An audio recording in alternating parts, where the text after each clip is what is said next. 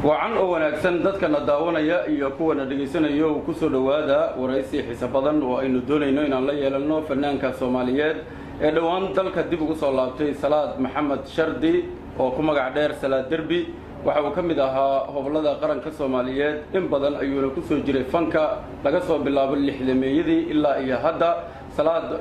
sida taariikh ahaan aan ku hayno isagoo aad u da'yar isaga ayaa nooga sheekeen doona ayuu fanka ku soo biiray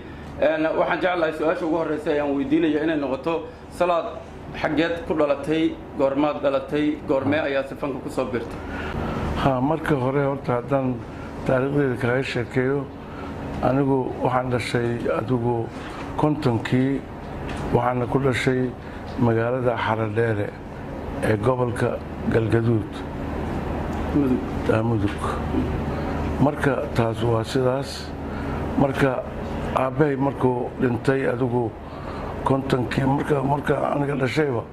anoo dhowr bilood jira aabay dhintay marka beeraley iyo xoololey ay ahayn dadkaygu markaas mar haddii aabay dhintay hooyaday ayaa marka 55tii i keentay magaalada Xamar Albuuran soo marnay saas Xamar ku nimid 55tii aniga iyo walaalkay maruu dhintay diin Allah u naxariistee waxa dhacday in 58tii college-kii orfano la geeyay aniga asaga 56 baa la geeyay 8 sano markuu qofku gaaro ayaa college-ka la geli karay marka asaga markaas 8 jir gaaray aniga laakiin maadaama aan waqti kontonkii dhashay weli waxbaa dhimanaa qaangaarkaygii oo college-ka la geyn karay 8 jirkaygii 58 markaan gaaray orfana la geeyay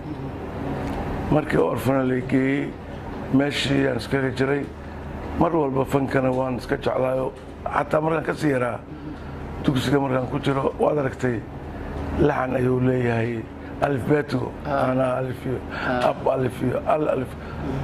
anoo ku heesaya markii la arko yaa ayaa aleele kanu war tartiib soo sida quraanka u baro laakiin saasay yeelin macallinku marka xaafaddan noo dhow Dhigley ayaa marka horta dugsiga aniga la iga geeyay markii hore oo intaan college-ka la geyn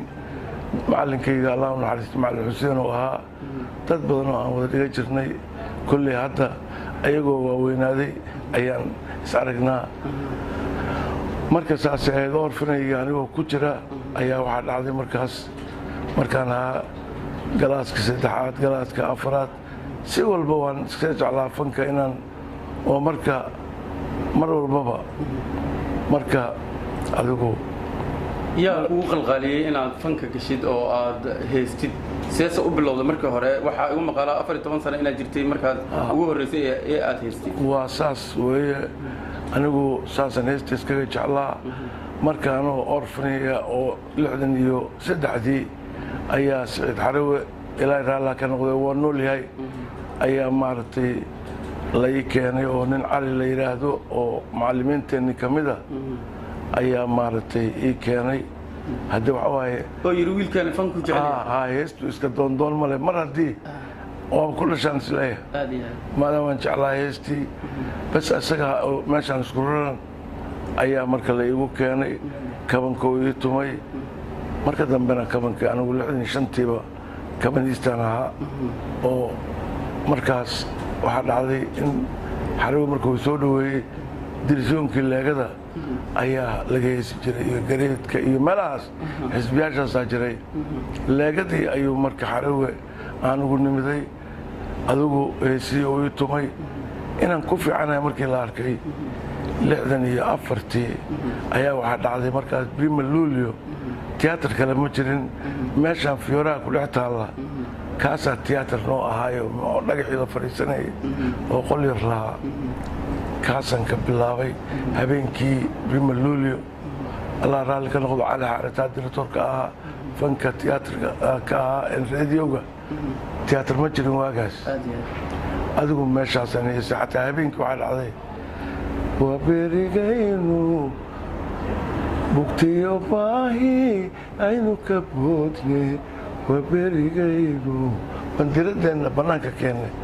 waa gaari waaya xataa muqrofnayn dhallinyarada oo soo orday waa yimid asagaa ila toosiyayaro gabar oo kale oo waxaa ka mid ah waad aragteen ila dadaalo kale dawadii naftay day ku doondoono gabaraad u malaynaa daadadaada aad iyo aad ilaa marka saasan ku soo baxay oo aan meeshii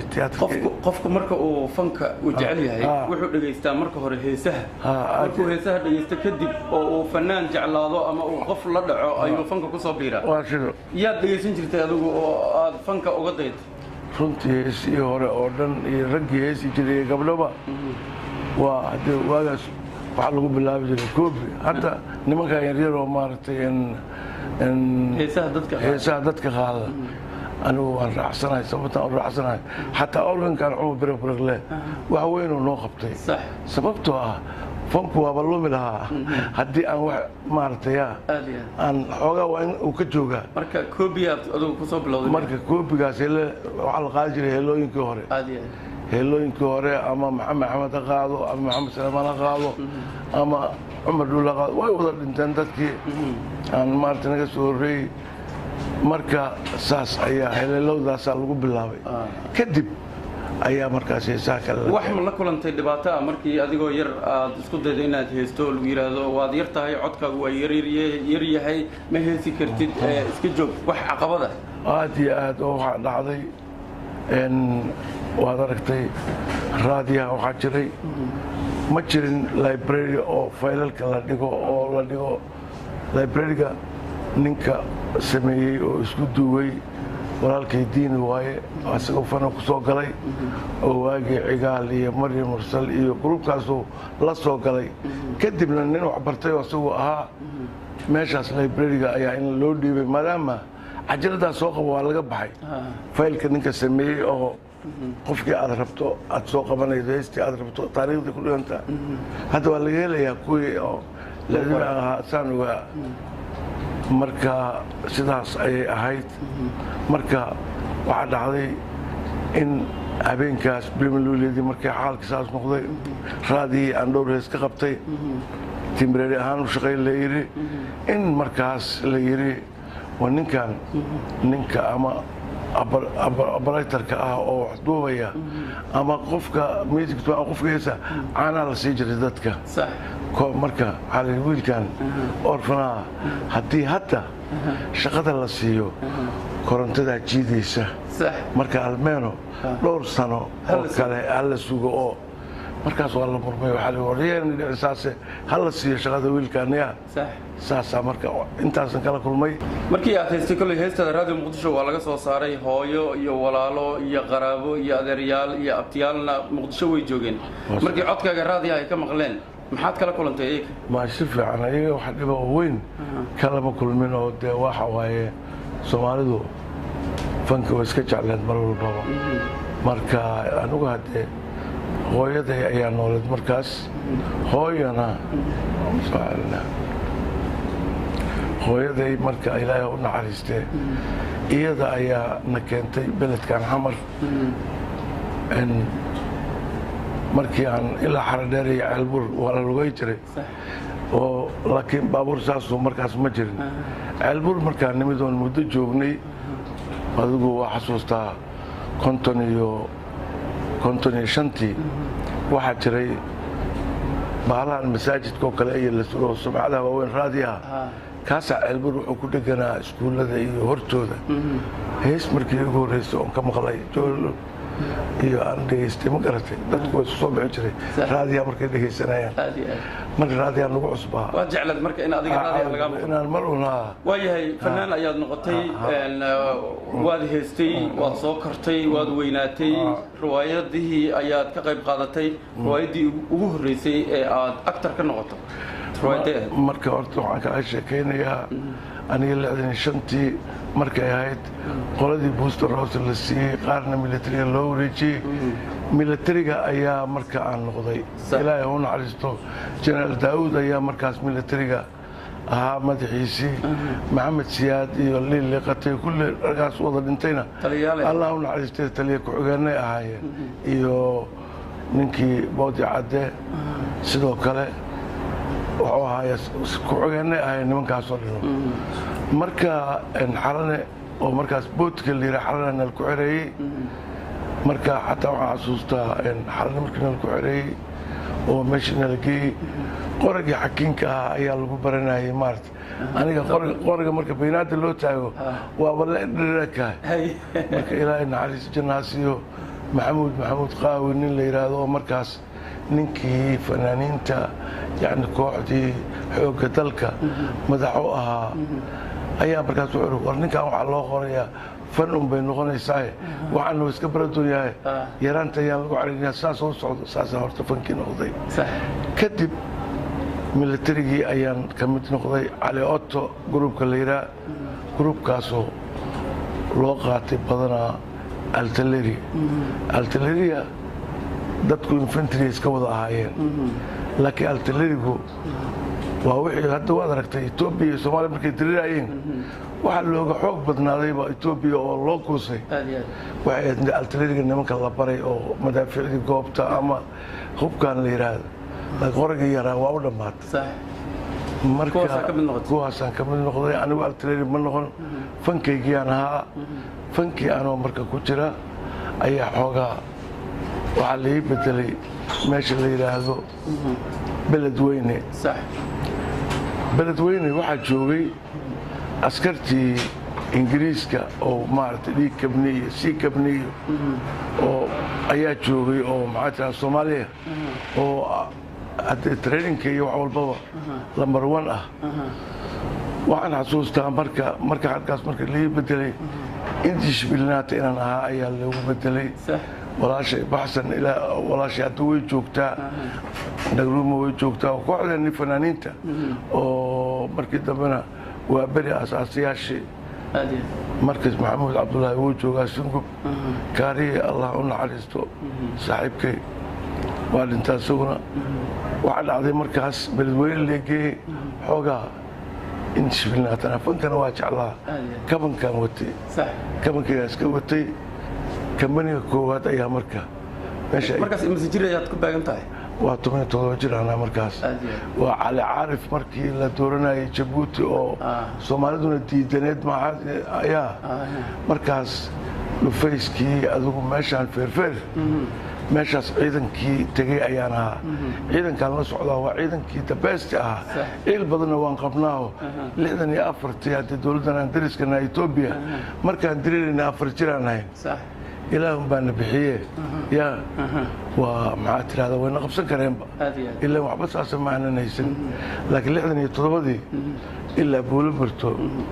ilaa meel walba taangiyadii iyo bmkii marka waan daandaansanaynaa waxaan xasuustaa soomaalidu waa dad yaab leh oo xataa geeljirahoodu waa dhibaato ahaa waxaa dhacday sida loo kala horeeyo markaas kambaniga aan ka tirsanaa horta waxaa ugu horeeya meeshii beledweyne horta waxay balaayo ku dhigtay mar walba markii la geeyey training baa lagu jiraa ururka qaybdiid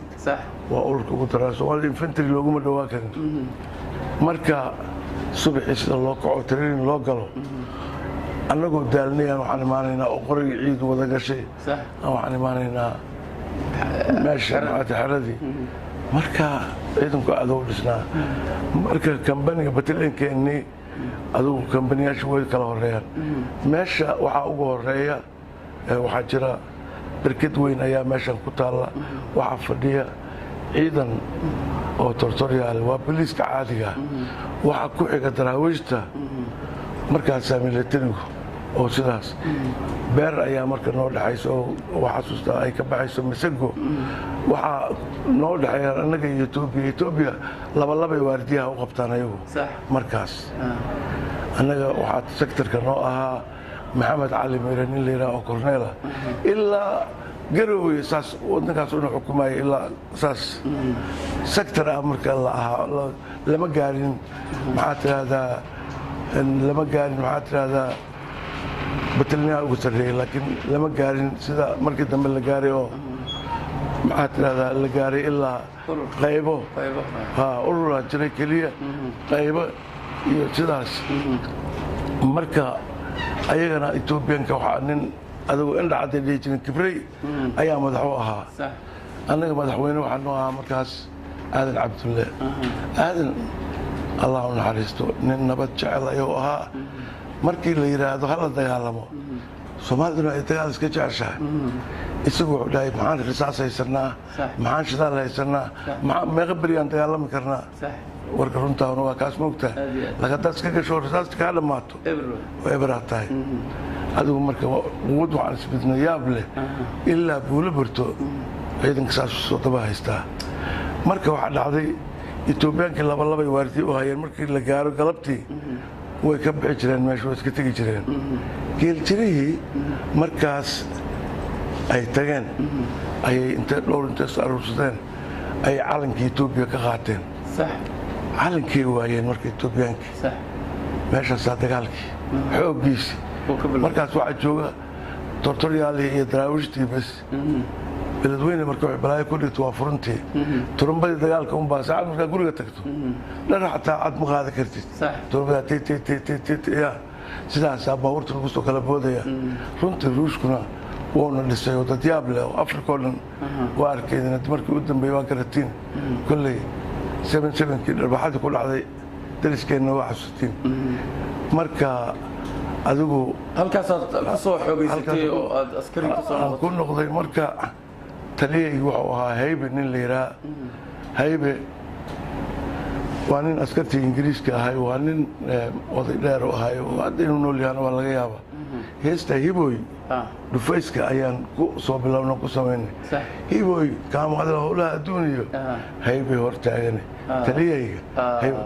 waxaa jecel traininka marka la gelayo wax yar noogu luuqay bal dadku si ay u xasuustaan traininka marka la gelayo waad aragtay maalin walba waa training nafta kaa dhacaysa aniga marka meeshaas la keeno waa meesha ku dhima leedan shirifa waana kabankana waa jeclaa markaas hadda kaban sidii horena ku meeyey oo hadda waa laakiin waagaas waan jeclaa marka daraamlow daraamkii ilan kabana wata waan yahay daraamlow marka dhufayska nin baa wuxuu kala soo baxayaa iyadoo maaragtay loox ku dhegan yahay intaas hore qaarka marka waxaa la rabaa inaad shiishka ku dhifato halkaas ama madaxa ka tuugato qofkii marka anigu waa laga fayaa risaasta markaas traininka aad uma aqaano marka waa laga fayaa daraamlow macaynkaas baad ku cuni doontaa isagoo ciishoon daraamlow macaynkaas aad ku cuni doontaa yani raashinka iyo lacagta waa macaynkaas ila risaastii waa la gafay moogtaa marka waxaan leeyahay aniga hees oo hadda waxaa jira kolley bbcda way taallaa idinkana waa haysateen laakiin hadda markii dowladdii duntay inay jajabtay god baan ku dhaco gaabiyo sida ruux kundalaan gurguurtee garbadoogni loo xiray geesna waa dhaqaaq heestaas god baan ku dhaco waa traininkai xabadda aan la gafayna waxoo dhan aad iyo aad waayahay militarigii aan ka nimaadno aan usoo laabanno muqdisho riwaayadihii iyo markii tiyaatarka la dhisay iyo markii heestan qaado heesaha fiifiican waxaa ugu horreeyey hiboy howlaha hibohede aniga allah naxariiste magol riwaayadii ku jirta marka caadi waa furan dhufayska halkaas murmaa qaar waxay yidhaahdeen ma meel derbiyaa laga helay ma weyn yahay oo ma derbiyaa marka waa kani ah horta taasa kuu sheegayaa taas waxay ahayd markii orfan lay geeyey xoogaa waan dhib badnaa كل هذا إنه نولي ولا نفس الدرب سيدا كل بحده إنه نولي إن كله مو أوجي نين اللي يراه دو مركز عبد سورة معلمين تا أيه وحولها وده هذه يعني كان عيال كله تقالمين مركز تقالمان هدي حتى العليو مركز ودربي ونجح قرط تاس هاي صح الدرب اللي جامعين الدرب اللي جامعين أنا كان درب معي صح تاس واساس waxaa kaloo jira way jirtaa gabadhaas aalbuur annagoo maaragtay isdoonayna oo ayadana ay ardaya tahay anigana markaas hadee 20 jir camal aan ahay oo nin fanaan oo aad u fiican aan ahay markaas marka waxaa dhacday in aan xoogaa sheekaysan jirnay oo aan sidaas arrinteenu ay noqotay gabadhii marka waa la bixiyey oo abtiyaasheed ayaa bixiyeen oo ay la joogtay markaas sax marka haddii anigana markaas guurna diyaaru ma ahayno walow aan shaqaysanayo aan askari ahaa oo mushaar fiican qaadanaynay oon iska fiicnayn haddana waa kaas yaa sidaas ayay ahayd marka ceelbuur waa wax jira waaye marka dada ceelbuurka naftigooda waxay yidhaahdeen qaargeed ceelbuur meel buura ku yaalan waaye qaarba siday leeyihiin laakiin waa ceelbuur oo sax ah erayo ku jira ayaa dadku wax iska weydiiyaan oo ay yidhaahdaan xoogaa gabadhaan aniga arkay oo qur-aanka caddeeyo la cadaabi maaye oo kale heestaas qur-aanka caddeeyo ceelkeeda oo kale la cadaabi maayo waa kuu sheegaya horta heesta qaarba siday markay yidhaahdeen qaara xataa waxay ku dhahayaan si kale ku tilmaamaya heesta annagoo barnaamij dhignay ciidankii kumaandoosta ahaa ayaa caligaab allah u naxariisto oo dhintay aan raacay oo la soo wareegay oo moogtahay marka heesta ceelbuur way jirtay laakiin ceelbuur maahayn anaa waxaan ku darsaday 2 qaybood walow aan ku caashaqay adigu waxay ka bilaabanayday culays kuma dhaqaaqdo mana cararto waxayna ku dhammaanaysay ilaa ciribta hoosiyo tinta caaradeed cadxunku arki maysida ilaa ciribta hoosiyo tinta caaradeeda cadxunku arki maysid ayay ku dhammaanaysay aniga marka heestii waan habaystay wixii ujeeddadayda ayaan ku dartay waxaan ka soo bilaabay hoosta gabayga hoose oo walow aan ku caashaqay adna aad ciil tirin walow aan caraysnahay adna aad cuddoon tahay markaasay culays kuma dhaqaaqdo halkaas ka bilaabanayda waxaa kaloon ku daray waxa ay lacayn tahay sida geed caleenlo cusub uu ka baxayo intuu roob ku coreeyey laamaha caleentii ay midaba cayn tahay lagu wada ciyaaro loo ciid tago caano iyo nabadlo ceelbuur ku yaalay caynkiisa marka waa sidaas may erayga aan ku weydiiyey waxay ahayd qur-aanka caddeeyo la cadaabi maayo dadaa waxay yidhaahdaan eraygaasi meeshaas kuma habboonayn marka in aad dadka fahamsiiso sababta ay ku timid inaad tidhaahdid gabadhani caynkeeda oo kale la cadaabi maayo qur-aanka caddeeyey horta waa kuwa adiga ka daba qaadayna waxay yiraahdeen aniga cadeeyay oo la cadaabi maayo may ana saas u qaaday markii dambe maxaa kugu keenay inaad saas u qaadid waxa keenay horta markii nimankan wadaadda ah la iskaga celinayo taasina run maahan oo waagaas anima baanan qabinayada sax waxaa iraahdaa soo qaataa inay aniga aan qabiyo ay raalliye ahayd raalliyadana ma la cadaabayo oo xadiiska ahaan dhacta waa loo helayaa laakiin waa inaad qabtaa markii aad saas leedahay raalli ka tahay in raalliya tahay laakiin markaan kuwaas kaga celinayaan saas dhahaa laakiin markii dambe aniga ayaa haddana qur-aanka caddeeyo dadkii baa caddeeyo anigaa caddeeyo aan ka dhigay qur-aankii waa ka bixinay meesha maxaa yeelay qur-aankii haddee markaas haddaan qabi lahaa waagaas yaa way noqon lahayd raalliya waa yaa la dhihi lahaa suurad loo soo deliishado la iskaga celiyo ayaa la heli lahaa nimankan marka haddii waagaas ma aanan qabin marka laakiin adinka marka hadda idiin sheegay ummadda waaweyn oo dadweynaha dee waxay tahay haddii aniga caddeeyo dadkii baa caddeeyo soomala caddeyso saasay noqotay waxaa jira heese la yidhaahdo waxaa ku jira erayo laqwi ah oo aan wanaagsanayn oo yaa daruurtaba halkaan marqal nasiib daraantii kuma soo da'ayso ku dareeri weyso iyo erayo kaloo fara badan oo risaqii la ii qoray geed buu ku raarmo rays gaari waayey iyo kale ma habboonayn in fanaanku uu qaado heesahaas oo kale haddii uu qaadana wuu arkaa baa la yidhaahdaa sida fanaaniin ku dhacday marka arrintaas bal ka waran ma jirtaa adiga hadda ka horse wax ku weydiiye ma aragta aad iyo aad laakiin waxay tahay horta aniga saan fanka u sugala kuu sheegayaa barwaaqa inaan la kulmo maahane wax dhiba maahan arag sababtoo aniga ma aaminsani fan keliya iska hees waa shaqaysanaya ilaa maanta hadda meesha la yidhaahdo amerika ma tegey xataa warshadaan ka shaqeeyey meel walbaan ka shaqeeyey si ilmeyga aysan u ciishoon maxaa yeele markaa meeshaan ka tegey nin ladan oo baabuur leh oo garaashale wax lahaanaa hadda waad og tahay markii ay isku dhaceen walaalahii dhexdoodu waan dhibtooday oo meesha aan ka sameeyey meesha aragoostada iyo kalluunka xamarweyne dhinaca horuwaana garaash iyo baabuurtii ay ugu socotay anigoo sidaas ah ayaa laysku dhacay isku dhici ayaa waxaa dhacday in maaragtay dhankaan joogo meesha xamar weyne xitaa ani markaas aan imiday meel aan furnoo la mari karinay ahayd waxaan degay meeshii u dhexayday marka oo ugu darayd dhallinyaradii joogtay kala sheegi maa hebel iyo hebelay kala ahaayeen laakiin dhallinyaro aan kulli adeer wada noqon karo ay ahaayeen oo weliba leexijinaya aniga dhallinyaradii waa la hadlay maxaa ila furdada raashinka laga soo qaadaa markuu u socdo dhinaca kale agteyduu mari jiray dhibaatay ahayd dhallinyara la hadlay waxaa war anaa meeshaan soo degay aniga ama idila ama waxaas iska dhaafo ka leexda sidaas waxaan kuu sheegayaa waagaas xataa waxaa dhacday in maalmaha ka mida ninkan hadda madaxweynaha hargeysaha muuse biixi baabuur oo la socday oo maxaa tidhaahdaa ay lahaayeen in wiilal ay ka dhaceen aniga agteyda meeshii doona iyo xamar weyne markaas in wiilashii ay ii yimideen marka dhinac xaaji dool nin la yidhaaha oo qaybta kalluumaysiga ku lahaayo ninkii zaciimka ahayo xaaji dool oo deganaa kor oo baabuurta samayn jiray meeshaan airboortka intaan soo gaarin ninkii ku lahaa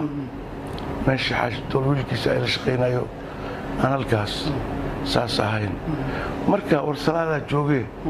sidaasaan markaa nimankii ugu tagay waxaan dhahay lacagna idin sii mayno dadkaan aad maaragtay aniga isoo hoos galeen yaa mar waa seediyaashay yaa oo ilmahayga waaweyn ilaan curadayda iyo maxamed iyo waa abtiyaashood haddii aad maanta aad abtiyaashii aad ku xumaydaan hortayda dhib weyne ayay noqonaysaa horta baabuurkii saasaa loogu soo celiyey isagoo meesha maxaa tidhaahdaa guulaxoobay jooga ayaan ugu geynay muuse biixi baabuurkii iyo dhallinyaradii wada socda horta dadku saasuu walaalo u yahay marka waa sidaas salaad berigaas xataa waxaan nagu maqaalaa in lagu afduubtay oo dhibaato lagu geystay waa sida sidee u dhacday arrintaas sidaas waxay u dhacday marka meeshii xuduudka ahayd oon deganaa adiga dhallinyaro uu maaragtay waxaana meesha dhinacaan laga dhaco waxaa la gey jiray xagga kaaraan tuugadii weeshiisa haddii dhinacaas laga soo dhacona dhinacaan ayaa loo soo gudbi jiray oo dhallinyaro iska qaraabata ayaa waxaa samaysay marka aniga meesha u dhexeeya wadnii aan taagannahay moogtahay waxaa dhacday marka qisadiyaan kaga sheekaynayaa in dhallinyaradii way isfahantayo war odagaan markaas dhallinyarana waa ku dhowaayo 50 jiraan ahaa markaas hadda laakiin 67 jiraan ahay hadda ma garatay waagaas marka waxaa dhacday in la yidhi odagaan oo meeshii xuduudkaa noo fadhiistay oo dhallinyaradii hadba dhahaya war yaan agteeda lagu dhicinayo meeshii lasoo marayana asagaa jooga oo fadhiya aniga marka dad badan ayaa caawiyey waagaas oo meeshaan aan deganaayo oo modulka rehabilitation waxa la yidhaha dibudhis ayaa jiray moogtahay qaboojiyaashaydii iyo baabuurtaydii wixii intii ii nooleed ayaan meesha la degay dhallinyaraha marka meesha aan sidaas ku wacyigelin jirtay in dhibaatada la daayo waxa way xataa imaatinkeeda ayagoo fuqsaday dhallinyaradii meeshii ayaa haddana inaan 7,000 aan bixiyo oo dollar saan meesha u imaado ilaa nabadaan rabaa ay si arsidii markaas ayaa waxaa dhacday inay ila dhistay meeshii mudulka korka uu kunowka ahaa haddana teegalu ka yahay oo kor waxaa laga saaray wax baddii derbiyadu way dunsanayeen wixii oo dhan markaan anigaan soo dhoweeyey iyaga waxay siiyeen oo igu dareen oo ilan dib u dhis dowladdii burburtay dibaa loo dhisaa hadda qudheeda waxaan rajaynayaa in aan taasoo kale aan meesha dib u dhiso haddii aan la yidhaah ilaahay raali ka noqdo guure maaldhowda asagaa i geeyey meesha oo wuxuu yidhi salaadabaqan waa ka cabsanayay runtii waxaan meeshii hadda balaayaa fadhiday hadda ka horna waati lagugu dhawaateeye adiga marka waxaa dhacday sheekadii aan ku wadaaye in sidaas aniga iyadoo aragoostadii oo nool oo life ah aragoostadu waxay noolaan kartaa haddii cadaloo kale ama megad ama booca zoonkaas laga soo qabto ama dhinacan baraawe iyo ka hor laga soo qabto ilaa saacadaa la soo wadi karaa 24 saac way noolaan kartaa aniga marka barkadihii ay ku noolaan lahayd life aa layidhaha noocaas haddii ay dhimatona haddii ay muddo taalla haddi way qurmaysaaye markaas waxa waaye waa la fijira oo sidee laga dhigaa kalluunkana waa sidoo kale $3 adiga qolada reer aftaab la yidhaaha oo hindi ah oo dabay joogta ayaan markaas u dhoofi jirnay dhoofkii marka asagoo ii socdo ii macaan tahay hawshii oon ummaddeydii ku dhex jiro ayaa marka waa heshiis fiicana dhacay marka dhinacaan xuseen caydiida markaas madaxweyne ahaa ninkii dhinacaan yimaado oo dhinacaas kaaraan ka yimaada facaa tuugay u yaqaaneen marka qolada kaaraan ya facaa tuug ay u yaqaaneen oo aanan xabis ku jirin nin iska fadhiya aan ahay marka saasay ahayd laakiin marka dambe oon soo baxo ayaan dhiboodan ogaa doonaa ilaa aan goosto inaan waddankaba ka tago sidaasay marka dhibkaad ogaatay muxuu ahaa oo dalkaad uga baxday dhibkaan ogaaday wuxuu ahaa ina caydiid iyo 40 beriyay maqnaayeen cali mahdi cali ugaasa marka dhinacaas ka sii ahaa maxaa tiraahdaa dhinaca kaaraan ka sii ahaa maaragtay madaxweyne dhinacaan xuseen caydiida ka ahaa cali ugaas kusiisimo ah marka sidaas ayaa markay yimideen 40 maalmood dadkii ku jiro waaye xuseen caydiida furdaamiyay arrintii oo wiilashii dhinacaana la hadlay xuseen waa xasuustaa nin sargaal oo ina cambare la yidhaah ayuu ii soo diray oo korneel ahaa isagii baa ii yimid oo wow maxaa tiraahdaa iwaday oo maxaa tiraahdaa xuseen uu ii geeyey xuseen wuxuu dhahay abti xaggaasa isku aadin mar dambe waxaan dhahay aniga waa aadayaa nin u dhexeeya dadkaana dhibna ma jiro xaggana waa aadayaa waayo waxaan kaa codsanaha u yidhi abti inaad 2 nin oo meesha telefishinka ku xiran oo ilmahaagu haystaan inaad ka soo dayso adigana markaaga waayahay baa idhi sidii baan ilmihii u aaday habeenay ahayd subaxii ayaan aaday ilmihii mise meeshii dadoo dhanaa dhooban kuwii aan adeerka u ayaab xabaday guridaay anigi oo dhahaya ma lafgaab baa tahay marka aad leedahay abgaal dhiiggeennu kugu soo daaye maasaan ku soo dayn lahaa yaa kuma soo daayin annaga dhiiggeennu kugu soo daaye markaasaad waxaad leedahay annaga hadda nimankaas marka ma adiga madaxaaga u xiran yihiin marka adiga waxaan ka rabnaan ka qaadanaynaa adiga marka nimanka waxaa la iska sii daayo marka waxaa la yidhi nimankaan haddaad leedahay waxaan doonno inaanan ka qaadan haddaad diidantahay adiga waa lagu xiray waa lagu dhibaateeye waxma aadan geline adigu marka odayaal ayaana dhexdhexaadiye waxaa la yidhi war waa runtood wiilashaan meeshaan cadownimaa tiilay qofna layskama soo qaban karin dhinacaan geestaan oo dhan tolkii joogay waa la gurmaday dad badan oo ilaa 20 ku dhow ayaa la soo xiray adiga dartaana loo xiray haddii lagu dilo in ayagana la dilo laakiin 2 qof ayaa laga reebay dadkii 2daan qof waxay rabaan hadday ka qaadanaynin ood adigu leedahay anaa doonaya maxay ku mutaysteen risaastii la ridoo baxday iyo shidaalkii baabuurtii gurmatay $5,000 waa inaad halkaas dhigtaa haddii kale iyagaa kaagar leh ayaga dartoodana ku soo baxday dowlad kuma daydhexdhexaadi inaan marka aan sidaas u dhiibo wixii la rabay aanna odayaashii watoon ilaa kaaraan geeyo ay noqotay marka niyow sidaas ayay arrintu u dhacday anigu marnaba ma rabin in agtayda ama qof wax lagu yeelo ama soomaali saas ayaan ahaa aad iyo aad waa dhibaato fara badanaa soo martay runtii oo waayahay dhabarka marka jugtiga gaarto warsa kartaa salaad muqdisho ayaad ku soo laabatay waa markii kuugu horreysaan filayaa dhowr iyo 10 sannadood aad muqdisho ku soo laabato caafimaadkaagu waa sidee dhabarka waxaa noo sheegtay in lagaa qalay ma jugtii maalintaas ku gaartay ayaa dhabarka daana kaa gaarsiisay mase waxaa jira caafimaad darro kale oo ku haysa maya caafimaadkaygu waa fiican yahay waa boqolkiiba boqol wax dhibaata ma aan qabo horta jugtii waagaas gaartay nin xoogganaan ahaa ayaa aad iigu soo kacday si walbaba ha noqotay haddana meesha fadhi ma oolayn waan shaqaysanayay warshadda oo jikinka ayaan ka shaqeeyey markaan ka shaqeeyay Mareykanka magaalada Tennessee oo meeshii aan iska dhiibay adiga xataa sharci saasa lagama heli jirin meeshaas laakiin oo meeshaas filimada cowboyga markaad fiirsato waa Southka madowga beeraha lagu fali jiray Alabama iyo Mississippi haddaad filimada cowboyga fiirsato waa meeshii markaa meeshii tegay nasiib wanaag waxaan la kulmay Soomaali badan hadda waxa waaye fanku markaas waa anfacay oo Keenadaan sii maray walaashay Nkrumah ayaa horta danka kaaga booday way soo dhaweeyeen barnaamijkan ka dhigtay anigu marka ma rabin inaan Keenada iyo Ingiriis iyo meelahaas ku hakado Mareykan imaado ayaan rabay sidaas ayaa 2001kii ayay igu dhalatay meeshaas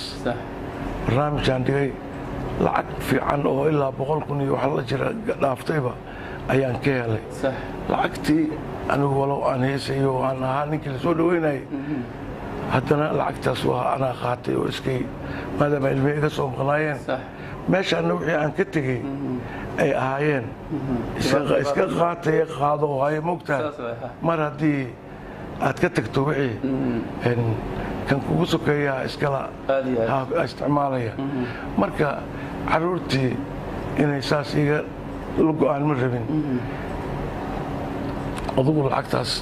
ayaan ku moodmoodayey iyo Minnesota markaan tago barnaamij ka sameeyey fanku waa jeeg horta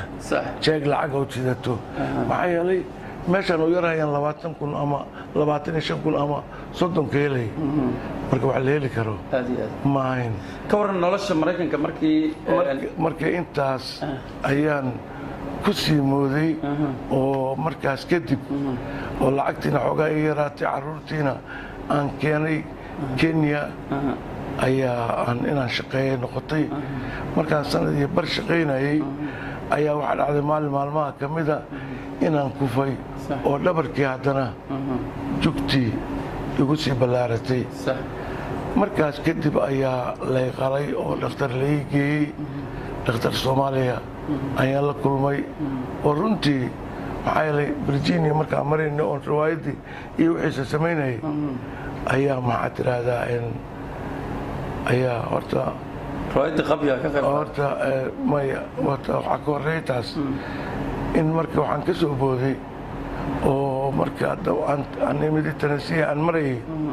Cabdiqani Axmed Bare wuxuu dhahay aniga ayaa kuu samaynay kuu qorayay isagoo markaas halkaana jaamacada uga baxay xaggana xafiiska oo social service-ka waaba asaga manager waabay marka wuxuu warqadaan aniga qoraya laakiin yaad sheeganaysaa ay waran war waxaan dhahnay hadda habarkiis ma sheega karaya wakaaladan waa ka cabsanaya maxaa tiraa heer xamar aan iska sheeganaa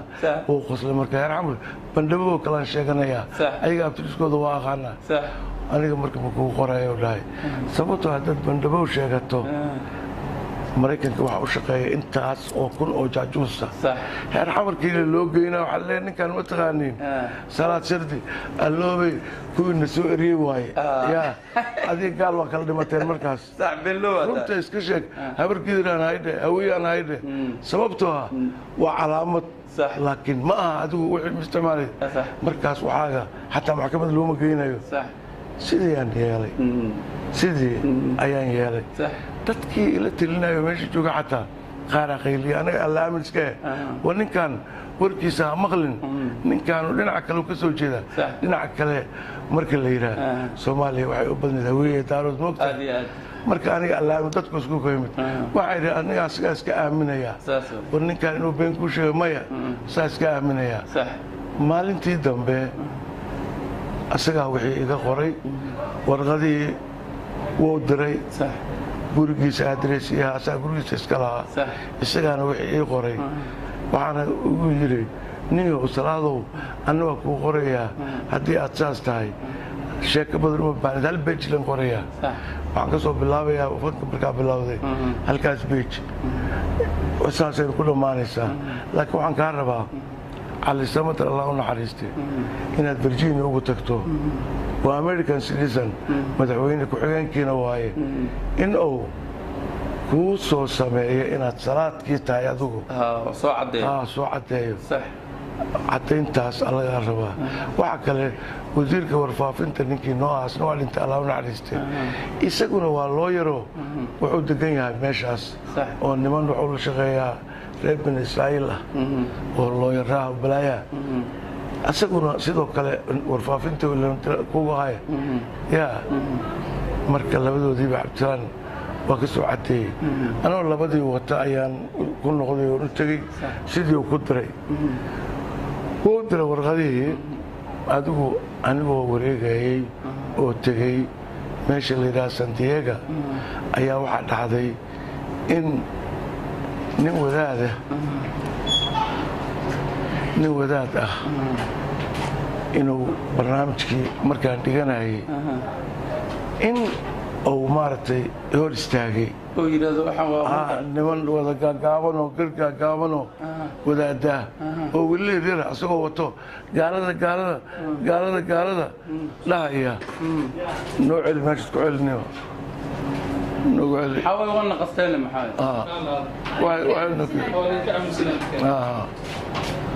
kasii wada dhowti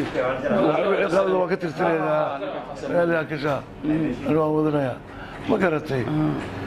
isagoo marka wadaadkii markaasna sharcigii waan haystaaba waa 11 September wixii ka dambeeyey waay ma garatay marka waxaa dhacday wadaadkii inuu asagoo saas u qayliyaa inuu maxaa tiraahdaa meeshii iga banaday markii uu iga banaday oo arrintii saas u sameeyey oo gruub ay leeyihiin hata waa intii markii barnaamijka bilaaban lahaa oo boliiska soomaaliya ku jirtee oo boliiskii ay yimideen ayaa yar soomaaliya oo boliiskii ka mida santiaga oo dhahay war salaadow adiga ma haysataa abu david ruqsa markaa wuxuu dhahay bal ninkaas weydiiyaa war boliiskii waa soo marnay laakiin annaga meel kale oo kale ma ana marin war salaadow iska tag gabadha xagga qayli waxeelada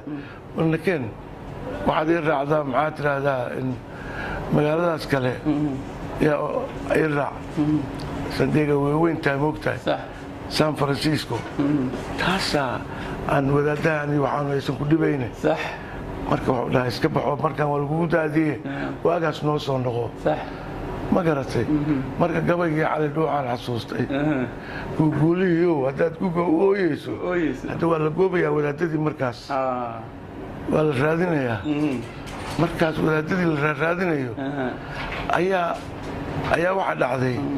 in barnaamijka anigana iga banadeen markii wiilashii waxay dhaheen noo soo noqo intaad raacdo gabadhan hodan oo kule aan haggaas ku geeyo meeshii aan ka soo dhigtay markaan ka soo dhigtay oon ka imid ayay maaragtay wiilashii markaas laba warqada ay soo dhacday mar cabdiqani baynac barre waa soo wuxuu dhahay war wixii waa diyaare 5 beri interview lagaa rabaaye inaad ku timaadaa lagaa rabaa kuwaanina il waxay u qabaan wadaadadiiyo yaa marka waxaan soo xasuustay guuguuliyo haddaad mooday kaligaa inuu gubayo ijilaalku abaarkaa fareebaha hartay adigaaba lagu goobayaa wadan kale bal wadaadka la raadinayo waa soo marka saasaan uga qaybgeli waayey barnaamijkaas waan soo dhoofay sidii ayaan maxaa tiraahdaa aan u imiday tanasiya sidii ayaa interviewga u maray salaad muqdisho ayaad ku soo laabatay ka waran jawiga muqdisho markaad timid sidaad u malaynaysay miyaa cabsidii kugu jirtay oo muqdisho balaayada laga sheego markaad xagga joogto sidaa soo dhoweynta aad ula kulantay waxa aad muqdisho u timid maxaad damacsan tahay ma joogaysaa ma laabanaysaa horta muqdisho waxaan u imidnay oo dowlado badan aan burburkii kadibna soo maray waa ogtihiin annaga hadda dowladdan meeshaan ka dhalatay dowlad fanaaniinta u dhalatay iyo wariyayaasha iyo soomaali weyn oo dhan ayaa marka taasaa horta aad ii geesgelisay saan haddaa idiin sheegaba markaan arkay farmaajo iyo khayr roos hortaagan oo dhagixii golaheenii murtida iyo madadaalada dhisaya horta markaasaan yidhi allay leh fanaaniintii madaxweyne u dhashay iyo briminister u dhashay aa yimide bal soo fiiri markaan si kastoonu baqayay xataa waxaa la yidhi haddaad dowladda u tagto war nimankii aadanba ka baxsayn markaasi yaa war dowladda waa u tagahay ruuxii ka dhacayba waaba dowladdaydii marka dowladdii maanta dhalatay dowladda khayre waa dowladdii fanka iyo u dhalatay waxaan leeyahay hala taageero waana raacsanahay haddaan ku dhimanayo iyo haddii aan ku nabad noqonayo meeshiiba anugu laakiin hadda waad og tahayoo carruurtaydu ilaa 16 carruura laakiin carruurtayda shalayna waa ilaashanayay oo anaa u shaqaynayay haddana ilaa ay barkood ku dhawo ay jaamacada ka baxeen oo ay meel fiican gaareen saasaan waddankii u joogay baqad keliya aan ka baqaya meesha ma ahayn maxaa yeelay haddaan ilmaha aadan la joogin oo aadan waaridiyin way kaa xumaanayaan ama kumanaana xirin oo kuwaasay gelayaan haddaan waryaha joog lahayn ma garatay marka waa ku guulaystay hal canug oo iga dhibaatoobay ma jirto saas marka hadda xoraan ahay markii aan u soo guuray meesha loo badan yahay hadda maxaa tiraa soomaalidu u badan tahay minnesota anigu xataa markaas waxaan degay meel 40 daqiiqa camal u jirta oo tuulaah maxaa yeele haddii aad wiilal wadato oo minneapolis magaalada hoose aad timaado waxaan is idhi amay kaa galaan meeshaas dhibaatada waan ku guulaystay meeshaasaan guri nasiib u yeesho ka gatay aad u fiican waa meesha magaalada Fairborn deganahay dad fiican oon qabiil iyo balaayo wax uga jirin dowladdaana laga taageersan yahay ayaa degan meeshaas marka aniguna saasaan ugu soo dhiirigelooday saasaan jeclahay waa laga yaabaa inaan ku soo noqdo ilaa hadda beledkii waan arkay dhibaato ma jirto meel walba shalay waxaan tegey dariiqa ugu dagaalka badan marka waxaa idhi war meeshaan bal ka warrama ilaa waxaan tegey dariiqii ahaa maaragtay dabka ilaa geesta ugu shisheeye meeshii soobe xataa waa ka shishe maray oo wixii magara waa dibaa loo dhisay inkastoo yaa marka magaalada dhismaheeda ka waran marka aragtay waxyaab la waay meelaha qaarkood waa aqoon waayay quruxdooda marka saas hadda muqdisho warbaahin fara badan ayaa ka jirta idaacadaha kulli waad dhageysatay intaad joogtay raadiyo kulmiye ka waran sidaad u aragtaa maxaad isleedahay kulmiye waa dadkii soo dhaweeyey ugu horreeyay waad aragtay guure madaxa tiyaatarkana wuu yahay madaxii fanaaniintana hadda meel kastoona aadaya aniga asagaan waxaa idha warguure ayaa maxaa yeelay hadda waddankii lama aamini karo aan isleeyahay meelaha qaarkood ilaa hadda aan arkay inuu dhibba uusan jirin shalayna madaxtooyada iyo kor iyo ciidamadii inaan xataa furinta tago ayaan jeclahay oo furinta xataa tago oon kala qayb galo ilaahay boggooda burcada isu mariyo war dowladaad hubtiin iyo dal aad hubtiin war wax yaraa idiin dhimane maamul goboleedada ayaan la hadlayaa war in yaraa idiin dhimane war inta ilaahay ka cabsatiin hal qof unbaa xukumi lahaa meesha hal qof ayaa xukumi lahaa Soomaaliya 4 sano waa in la sugaa ood ogaatiin bal wixii ku dhimay laakiin ninkii hadda dhashay hadda dhal xoogaa waa iska dhibaato dowladii dariskana dowladdan heshiisay la soo dhigatay oo waad aragtiin xitaa maanta Ethiopia ayaad u carari jirteen maamul goboleedadan la hadla fariintaas maanta Ethiopia xataa wanaageedina ogoshahay laakiin inaad dowladdiina hoos tagtiin ay raalli ka tahay aniguna raalli waxaan ka ahay inaad dowladdiina hoos timaadiin war waa 4 sane hadday ku fiicnaa Mareykanka buu haaratay 4 sano la doortaa madaxweynaha hadduu ku fiicnaadana 4 kale loogu daraa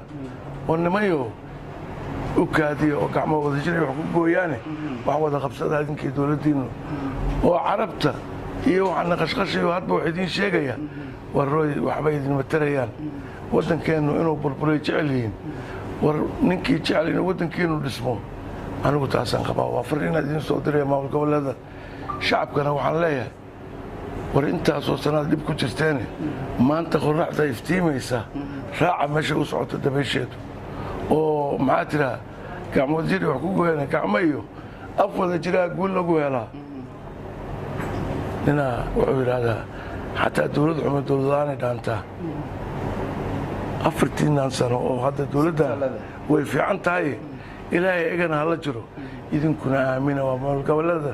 ilaahay inta ka baqdin. ninkii cali xuseen oday gabiyey ayaa waagi hore karaaniya la jeclaa mogtahay marka wuxuu yidhi dawlad wada karaaniya dunidaba ma joogtee dawlad wada karaaniya dunidaba ma joogtee qof walbaa karaani inuu noqdo mogtahay qofkii xataa waa aqoonaa karaani raba marka halays aamino halaysi sugo saasaan qabaa anigu dardaarantaasay kurtada